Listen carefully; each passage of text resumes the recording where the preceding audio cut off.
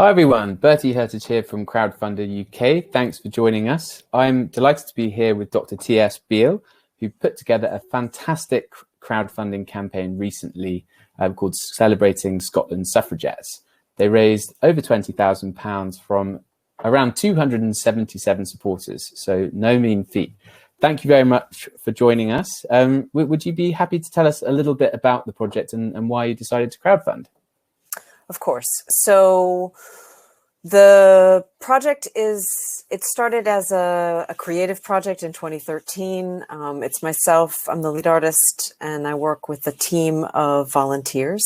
And we have been researching women's activism in Govan in Glasgow since 2013. So our focus really prior to the crowdfunder was quite incredibly localized. And really about presenting these kind of creative interventions and kind of other creative outputs based on like really, hopefully, excellent research about women's activism over a 100-year period. So from 1915 to the present. And we decided to crowdfund during the lockdown 2020. There was an opportunity that came up, similar, if I understand correctly, to the opportunity that the folks watching this will be maybe contemplating or thinking about or in the process of already, to compete for match funding offered by Creative Scotland. And we really applied with that basis. So I had really always wanted to think about doing something that was more national. And as part of our work very locally in Govan, like I said, in Glasgow, we'd always noticed that a lot of what is taught and a lot of the kind of conversation about suffragettes and suffrage, women getting the right to vote, all of those protests, was really a lot of the histories that are taught and discussed are focused on England. And there was a real gap in terms of people understanding what happened in Scotland, who were the women who were involved, what were they doing, and how did it work? Like, how did it practically work? And we're maybe geeky enough to get excited about that. So for better or worse, we just decided that this would be a really good opportunity to think about a national campaign. And that's what we did.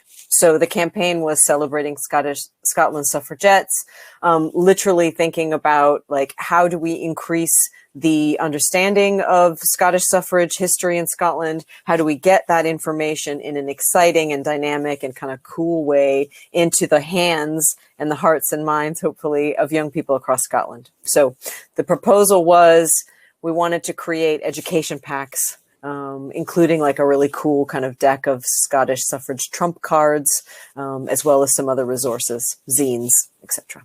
Fantastic, thank you.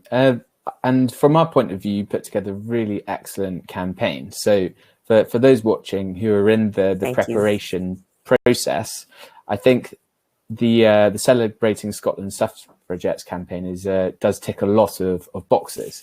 So we'd just love to pick your brains a bit about the preparation process, because it isn't it is no mean feat raising £20,000, as we said. It's a lot of hard work. So when it comes to preparation, we always say building a team is an important part of it. How did you go about that? Yeah, I mean, I think we were really fortunate, and I was really fortunate in that I'm already working with an amazing team of people.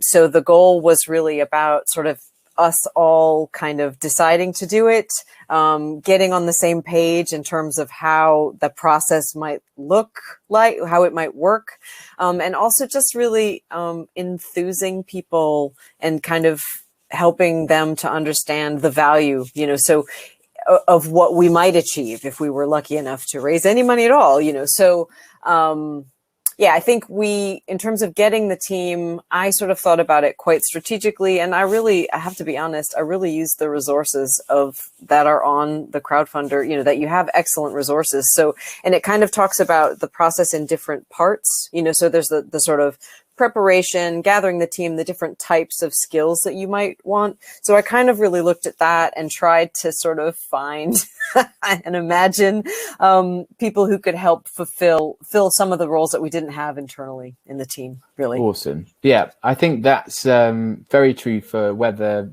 you're watching from a point of view of a small organization or a large organization. So the smaller organizations, you do have to delegate and find, be it friends or colleagues, to jump on the bandwagon with you, because many hands make light work. And in what we find in larger organizations, sometimes it's harder to convince everyone of the resource you need. So it's a big pitch to begin with, for the larger organizations to make it known how much help and assistance you're going to need along the way, because it won't happen just like that. It needs the company and the organization, however big or small, to get behind it and to make adequate time for it. So when you're looking at a campaign and people wonder, you've got 277 supporters, where do you find them? How do you go about identifying that audience? It's a really good question. And I think, to be honest, it's one that we never stopped asking. So we were always thinking about that.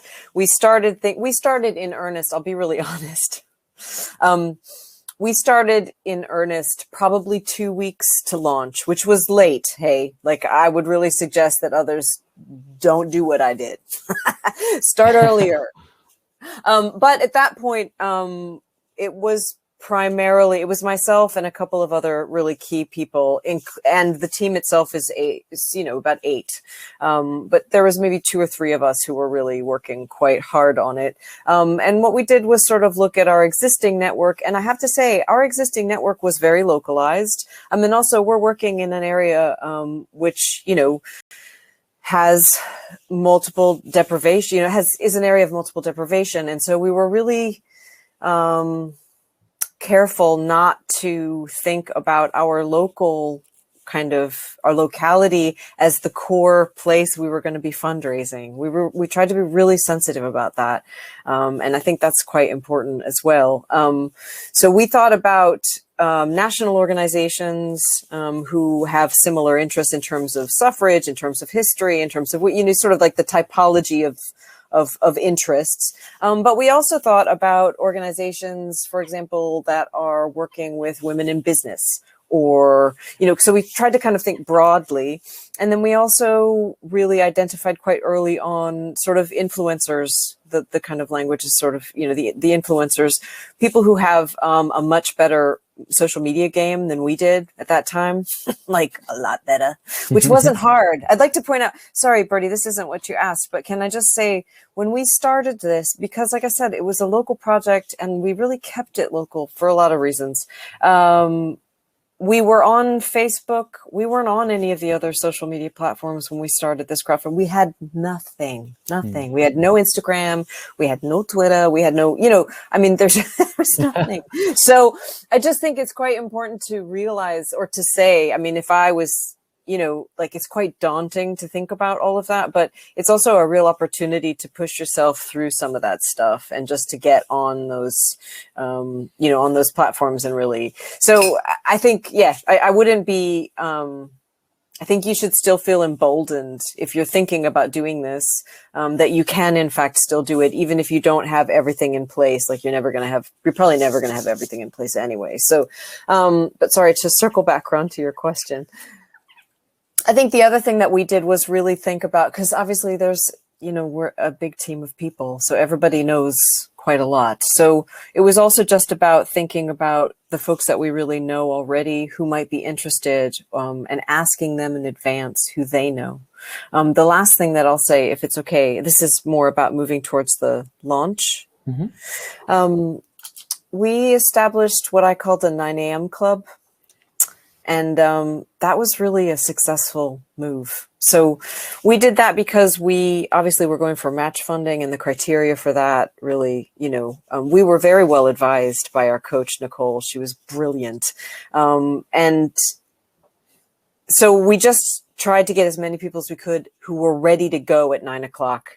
And so even if I said to a large number of people, like, please, could you just go if you feel that it's something that you can support, and just like pledge £1, like literally, especially that initial category, that initial, like, to build that momentum. It wasn't really about the amount of, we went after people who could donate quite a bit right away, but we also, like, we're just trying to generate momentum and excitement, and there's really, like, the more people you have, the more exciting it is. So I love that 9 a.m. club. That's awesome advice. And I think it's honesty is the best policy. Like I do think crowdfunding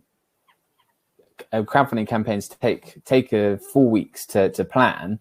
But as you say, and I think in the times that we're living in at the moment, that rule has certainly been challenged because the response or the need is so immediate often around the pandemic. And in this case, when you're working towards kind of timelines of when match funding and competitions are available, sometimes 4 weeks is a luxury, and you can turn it around faster than that. And I think another key thing that you said is not waiting until kind of the starting gun to talk about your campaign, because it doesn't happen all in an instant just because you're live. I think groundwork is really important, and getting that used to that process of sharing the idea and what's happening with others will give you a good sense as to what level people are interested in getting involved. And that pulling in those favors with the 9 a.m.ers and friends is a wonderful thing to do. And we always do the same, not as cool a name as that, but the principle has always been to get your team together, sit in the same room if you can, and just work through 20 people each, because you know that you'll quickly be able to dress the project in such a way that's going to appear successful and convince other people to get involved. So the next question really I wanted to ask is how to dress a good page, because we know that crowdfunding, it takes a lot of work to tell your story. That's part of the way we convince people to make a pledge. How did you go about doing that? I'm an artist. I'm a visual artist by training, and we're kind of a team of artists and activists and local historians. So we're an image-rich project. So in that way, I think we played to our strengths in that sense. We also really, this is maybe the most useful thing to say, is to the best of my ability and my team's ability, we literally just tried to do what the information that's online says and what our coach Nicole told us to do. And that really, I think that worked very well for us. We were really jammy. We were really fortunate in all of those ways. So we tried to make the ask and the idea as clear and compelling as possible. So I think that's, that the first thing is it has to be a clear, compelling idea that you really need to be able to explain it in less than a minute and a half, I think. And if you can't do that, then you need to tighten it up. Because it's too long. Okay. So I think that, we spent quite a bit of time on our video. That would have been, in addition to all of the kind of sort of network stacking and finding the influencers, what we really spent time on was while we were doing, and that worked out just fine. While you're doing the page, we were kind of refining the video, because it's the same process, isn't it? So you can kind of rock all that together. So we spent quite a bit of time on the vid, and that became a really useful tool. That was a calling card for the whole project, and it never stopped being useful. So I think however long it took, it's a huge chunk of the kind of time resource, but really worthwhile. And the other thing we did was just try to, we were really well placed because we had just finished the zine. We had some cool kind of reward stuff that we could offer. Awesome. So. Yeah, I think you must have jumped for joy when looking at the skills for building a crowdfunding campaign and seeing that there's a big creative element to it. So you are, I suppose, for anyone who has that type of organization, then it is, you'll put yourself at a massive advantage, because that's your job is storytelling. And as you say, with the guidance, there's no need to reinvent the wheel. All that we require as coaches is that there's kind of key headings, so people can pull out the key points throughout the page. You use a range of imagery which draws the eye, that colors in some of the background. And I think offers a bit of a human connection. And the story is compelling, and that I'm a big believer in videos too, because I think while you can run a crowdfunding campaign without them, it's the effort that goes into it really helps you refine your story, and I think makes it much more real, this whole crowdfunding process before you get started. Yes. So it's because otherwise you can be sitting around, and it does seem that everything happens on the launch, but that way you really encourages you to put some hard work in advance. So the last question is, when it comes to marketing a campaign, you've obviously got 4 weeks to run it. How did you go about organizing that? So it's funny because Nicole said the very first time that we spoke to her, "Oh, you're going to run out of things to say. You're not going to know what to put on social media. You know, you're going to be like, how do I talk about this crowdfunder without talking about the crowdfunder?" You know, that's the kind of part of the dance, is how do you get people excited? You keep people excited over 4 weeks. 4 weeks is a very long time. It goes quickly, but it also doesn't go quickly. So, but I think, again, we were just well placed in the sense that we wanted to talk about women's activism in Scotland. You know, we were already researching women's activism in Scotland. So, you know, like, I could talk to you about women activists in Scotland. You know, you'd probably, till the cows come home, Bertie. There's no moment where I couldn't get excited about that. So I think we were we were just lucky in that way, because it was really about finding different angles to approach it. So, and maybe that's the most useful thing that I can say. So it's whatever your topic is, you want to find a lot of different facets or angles to talk about that, which can be of interest to different people. So for suffragettes, just to make it practical, for suffragettes, so we are now in a moment where we're working to fulfill our crowdfunder campaign, which is very exciting. And one of the things that we're doing is putting out social media about Scottish suffragettes. Shocker. But instead of just, I know. Who would have thought? But but instead of just talking about it from the perspective of, like, here's an historical picture, here's a bit about this amazing woman, we do this. But we can also say, you know, so suffragettes used all these different types of creative activism, like chalking. So they used stencils. So they used, you know, sort of certain kinds of certain kinds of theatrical techniques, right? So we can do posts on stencils and creative interventions, and those are of interest to people who don't actually think they care at all about Scottish suffrage, but they're really into stencils, or so you just have to find these kind of routes and avenues. I think, like I said, for us, we did a lot of thinking about, you know, entrepreneurship, women's entrepreneur, you know, just to find different angles. And I think that was the key driver. And then also, I think we're well advised to think about different ways to use social media. So, for example, we did sort of live talks where we invited some academics to give live talks on Facebook about the history of suffrage, but we also invited, sort of famous authors, Sarah Sheridan, who wrote a really amazing book called Where Are the Women, about Scottish women's history, including suffrage. So, but, you know, Sarah's got a heck of a Twitter game. So, you know, these are these are things that really sort of brought new eyeballs and new hearts and minds, and introduced what we're doing to all of those new people. And it also allowed for maybe more excitement in the sort of week 2, week 3, you know, as you're kind of running up to the end. So those, I think you just have to kind of try to switch it up as much as you can and think about it creatively, and use all those tools, all those annoying social media tools. Can I say one other thing that we didn't do very well? Actually, I think we did. I didn't do very well. Yeah, I could have done. I would have done it. I would, if it happens again, I would do it differently. And that is one of the things that the sort of the guidance, you know, the sort of crowdfunder guidance suggests, is that you really think about using email as a major fundraising tool. And we really didn't do that, partially because we were so busy with the social media game. We just didn't have that focus.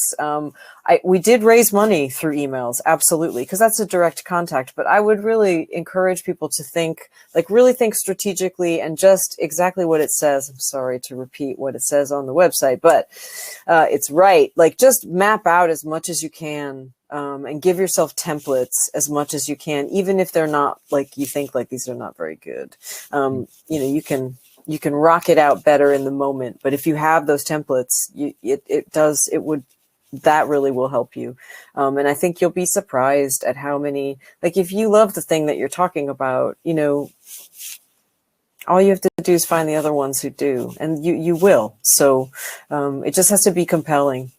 You know, it needs to be clear and compelling.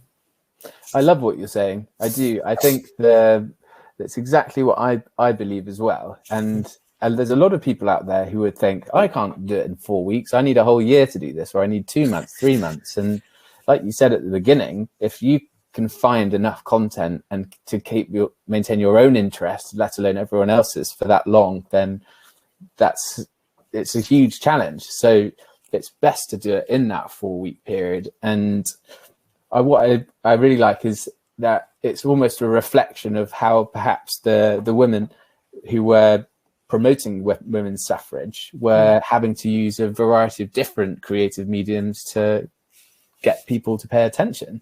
And that's the same goes in today in expressing the importance and the history of it. And that's another good crowdfunding tip, is you've got to use a range of different methods in which to tell the story.